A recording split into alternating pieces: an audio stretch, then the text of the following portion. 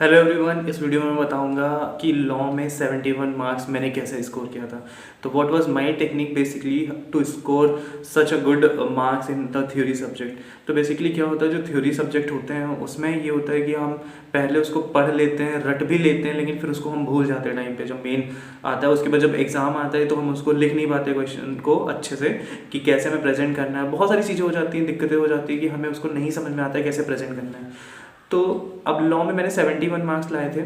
तो मेरी क्या स्ट्रैटेजी उस टाइम पे थी, मैंने जिन लोगों को नहीं पता मैं बता दूं, मैंने अपना सीए इंटर का एग्ज़ाम जो है जुलाई 2021 में दिया था और मेरी आर्टिकलशिप चल रही है, ख़त्म होने वाली। मेरे फाइनल का जो है मई 24 में एग्ज़ाम है।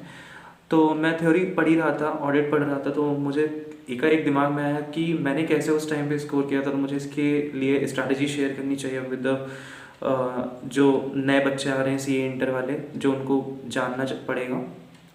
तो मेरी स्ट्रैटेजी ये थी, सबसे पहले मैंने जो फोकस किया था वो था रीडिंग पे फोकस किया था। मैंने कोई चीज़ याद नहीं की थी उस टाइम पे कि मतलब लॉ में जो है एमसीक्यूज भी आते हैं, जो डिस्क्रिप्टिव पार्ट आता है वो भी आता है। तो सबसे पहले मैंने क्या किया था उस टाइम पे, मैंने सबसे ज़्यादा फोकस किया था रीडिंग पे। बहुत ज़्यादा मैंने याद वाद करने के चक्कर में नहीं पड़ा था, क्योंकि मैंने दोनों ग्रुप एक साथ दिया था और उसमें अगर तुम एक ही सब्जेक्ट पे इतना ज़्यादा दिमाग लगा दोगे तो तुम्हें सारी चीज़ें नहीं समझ में आएंगी।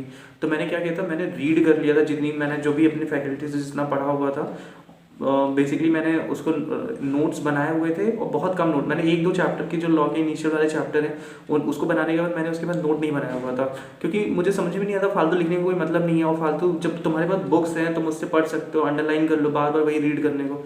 तो मैं सोचा ऐसे करते हैं। फिर मैंने क्या किया, डेली जो है मैंने एक चैप्टर निपटाना शुरू कर दिया। मेरी क्लासेस हो गई, उसके बाद मैं डेली एक चैप्टर पढ़ता था लॉ का। उसके बाद कुछ दिमाग में नहीं रखता था, ऐसा कुछ नहीं बना के पढ़ता था कि भाई मुझे कुछ याद करना है या कुछ ऐसा करके। बस मैं पढ़ता था उस टॉपिक के, जो भी उसके एग्जाम्पल्स दिए होते हैं, उसके टॉपिक है, टॉपिक के नीचे एग्जाम्पल्स दिए होते हैं, उसको सॉल्व कर लेता था, देख लेता था कैसे है, उसमें क्या पूछा गया है वो देख लेता था। उसके बाद बस उसके बाद चैप्टर रख देता था। टेस्ट और नॉलेज का जो क्वेश्चंस होते थे उसको मैं बाद में देख लेता था। तो इस तरीके से मैंने पूरे जो भी लॉ के थे मैंने चैप्टर्स सारे करे थे। और ये होता है ना, जनरली ये होता है, बहुत लोग कहते हैं कि आपको जो है लॉ हो या कोई सब्जेक्ट हो, आपको first revision, second revision, third revision, fourth revision, ऐसा कुछ भी नहीं होता है। फर्स्ट, थर्ड, सेकंड, फोर्थ सबका अपना अलग अलग हो सकता है।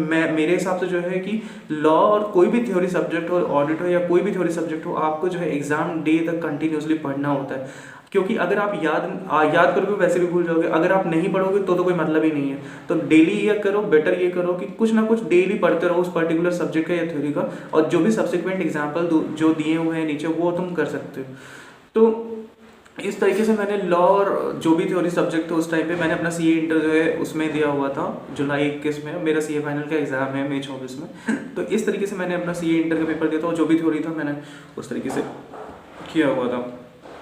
तो बेसिकली इसका क्रक्स क्या है कि आपको डेली जो है, जो ऑडिट है, चैप्टर है, कोई भी है, लॉ है, उसको डेली चैप्टर को रीड करना है, उसके जो सब्सिक्वेंट एग्जाम्पल हैं उसको सॉल्व करना है, जो भी टेस्ट योर अंडरस्टैंडिंग है उसके क्वेश्चन देखना है, और आईसीए की जो एमसीक्यू केस सिनेरियोज हैं उसको लगाना है, और आरटीपी एमटीपी तो लगा के जाना है। एग्जाम टाइम की बात कर रहा हूँ। तो मैं ऑडिट पढ़ रहा था तो मुझे लगा शेयर कर देते हैं ये वाली चीज़ें, और ये बेनिफिशियल होगी लोगों के लिए, क्योंकि मैंने स्ट्रैटेजी फॉलो की थी और यही स्ट्रैटेजी मैं फॉलो करने वाला हूँ ऑडिट के लिए, जो मेरे सीए फाइनल के एग्जाम में हेल्प करेगी। तो make sure you solve the example, you solve the test your understanding of the ICE material itself। और पहले आईसी मटेरियल कवर कर लेना, उसके बाद जो कि फैकल्टी क्वेश्चन तुम्हें एक्स्ट्रा वगैरह लगाना उसके लगाना। आरटीपी करंट अटेम्प्ट का, एमटीपी करंट अटेम्प्ट का, और जो मटेरियल जो रेलेवेंट है उस अटेम्प्ट का वो पढ़ना इज मैंडेटरी। उसके सारे क्वेश्चन लगा दो, मोस्टली तुम्हें वहीं से मिलेंगे। तो आईसीयू के केस सिनेरियो मैंने सॉल्व किया तो मुझे वहीं से सारे मिले हुए थे। और डिस्क्रिप्टिव एग्ज़ाम को जो है अभी, आज कौन सी डेट है हमारी, आज है 15 फेब है हमारे पास, और मई में एग्ज़ाम्स हैं। तो अराउंड 2.5 महीने बचे हुए हैं।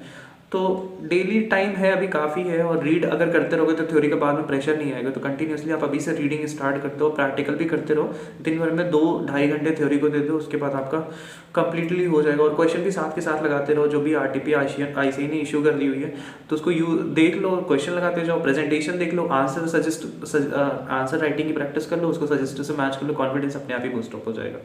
ठीक है। जो लोग दोनों ग्रुप दे रहे हैं इंटर के या फाइनल के, उनके लिए तो ज़्यादा ज़रूरी हो जाता है थ्योरी को ऐसे प्रैक्टिस करना, अदरवाइज तो मेन टाइम पे तो दिक्कत ही हो जाएगी ना, फिर कैसे कर पाएंगे, प्रेशर ज़्यादा आ जाता है। तो प्रेशर ना आने के लिए यही टिप थी जो मैंने आपको दे दी। तो होप आपको ये वीडियो अच्छी लगी हो, अगर अच्छी लगी हो please like this video and subscribe to the channel and stay connected with me. Thank you so much.